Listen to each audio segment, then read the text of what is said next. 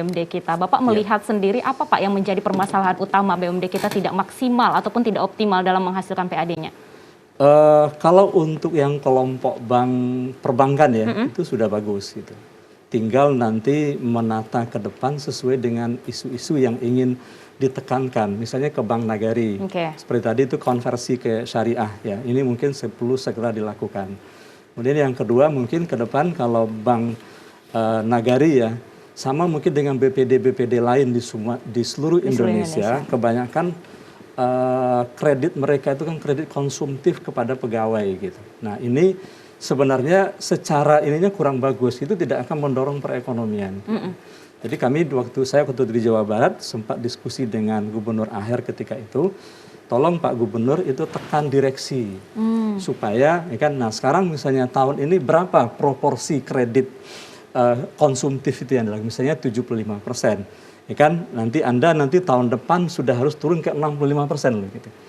Karena kalau misalnya kredit konsumtif itu sebenarnya tidak terlalu sulit sebenarnya kan, nggak kerja sebetulnya direksinya gitu. Benar. Karena apa? Karena itu kan ada agunan kemudian berupa SK setiap bulan langsung dipotong kan di bendahara gitu. Tapi yang menantang itu Pak, coba kasih kredit ke UMKM, coba kasih kredit ke petani. Nah kalau misalnya direksinya mampu melakukan itu ya kan, itu menurut saya baru oke ya. Jadi dua isu ya kan kalau di Bank Nagari ya, pertama konversi, kemudian yang kedua mengarahkan kredit ini kepada petani dan juga pada UMKM lagi gitu. Jangan proporsinya terlalu besar ya kan untuk yang konsumtif. Gitu. Ya. Itu yang ini. Kemudian kalau asuransi bangun Askrida ya kan, mungkin nanti kita lihat ini apakah kita akan cabut atau akan menjadi mayoritas atau sejauh mana. Saya lihat itu modalnya 200 miliar berarti 27% kita gitu. Berarti ada sekitar berapa? 50-an ya. 50 miliar modal di sana. Nah, sekarang sejauh mana prospektifnya ke depan gitu. Apalagi dengan kondisi seperti hari ini. Nah, ini perlu kita rancang sendiri nih untuk bangun Askrida ke depan seperti apa sikap Pemprov ya. Kemudian Jamkrida ya kan. Nah, ini sudah bagus, sudah di relnya karena memang sejak awal sudah penjaminan kredit ya. Kemudian yang kedua yang ini jadi secara ini untuk yang perbankan tidak terlalu banyak PR-nya sebetulnya. Nah, PR yang kedua itu adalah yang bidang energi, yang sumber si junjung energi ini gitu. Nah, ini yang perlu ditata ulang. Maka kalau saya mengatakan ke depan adalah menyusun portofolio bisnis ini.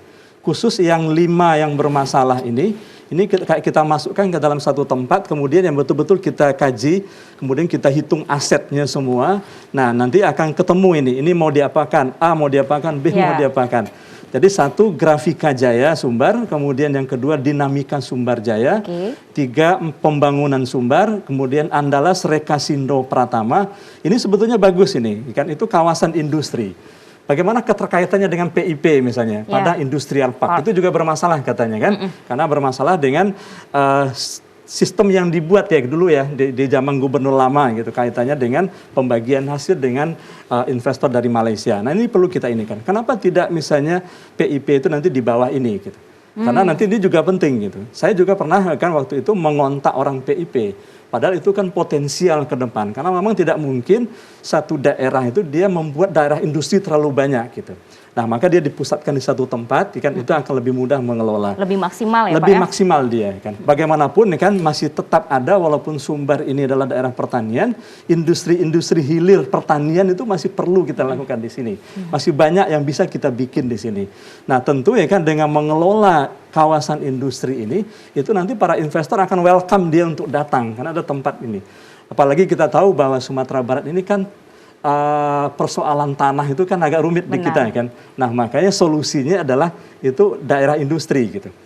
Nah, kemudian Balairung ya seperti Cita tadi ini juga kan perlu dia sebuah hotel tapi tidak menunjukkan sebuah hotel yang profesional gitu. Tempat parkir tidak ada. Tapi saya pikir itu tidak terlalu sulit untuk ininya. Apakah misalnya ke depan tetap sebagai hotel, tinggal nanti yang lantai 1 kita buang untuk jadi parkir misalnya. Nah, atau seperti tadi ya kan, kalau perlu kita jual, kita alihkan ke bisnis yang lain gitu. Misalnya nanti 5 ini nanti mau kita jadikan apa? Jadi kalau kelompok perbankan sudah ada, kemudian energi sudah ada, sumber si junjung energi, ini saja yang kita pakai. Nah, tinggal BUMD Agro ini gitu.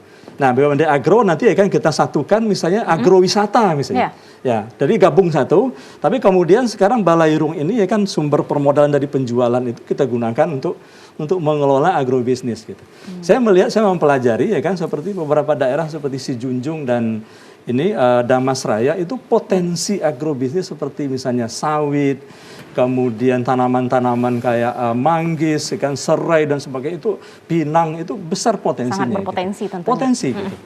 Bahkan dengan kawan-kawan saya bisa nyatakan bahwa 1 hektar itu bisa hasilnya sekian gitu. Nah, inilah yang perlu diinikan. Jadi apa? Tugas ke depan lah ini di portofolio ulang ini gitu. Ya, di portofolio ulang kemudian kita duduk bikin kajiannya. Nah, sehingga nanti muncul ini ke sini, ini ke sini. Kemudian nanti baru kita siapkan regulasinya nih. Ya kan dari sisi perda segala macam. Kemudian setelah itu apa? Kita siapkan nanti sumber daya gitu. Nanti ya kan hal berikut yang akan membuat nanti ini sesuai dengan keinginan kita adalah memilih direksi gitu. Ya, direksi ini harus terbuka. Kalau perlu nanti kan kita undang orang-orang Jakarta ke sini, kita janjikan nih kan penghasilan yang besar untuk mereka jadi direksi. Direksi 1-2 orang kan tidak jadi masalah. Tentunya orang-orang yang berpotensi juga ya, Pak ya. Berpotensi. Kalau bisa orang kita juga ajak mereka ke sini ya kan untuk mengelola nanti bidang energi kan, perbankan, kemudian agrobisnis, kawasan wisata dan sebagainya. Gitu. Nah, saya rasa itu insya Allah ke depan kan akan menjanjikan lah gitu. Pak Adli kita tahan dulu, Pak Rahmat Saleh kita tahan dulu. Pemirsa kami akan kembali untuk membahas mengenai strategi dan juga optimalisasi pengelolaan BUMD untuk peningkatan PAD Sumatera Barat. Tapi sebelumnya kita saksikan dulu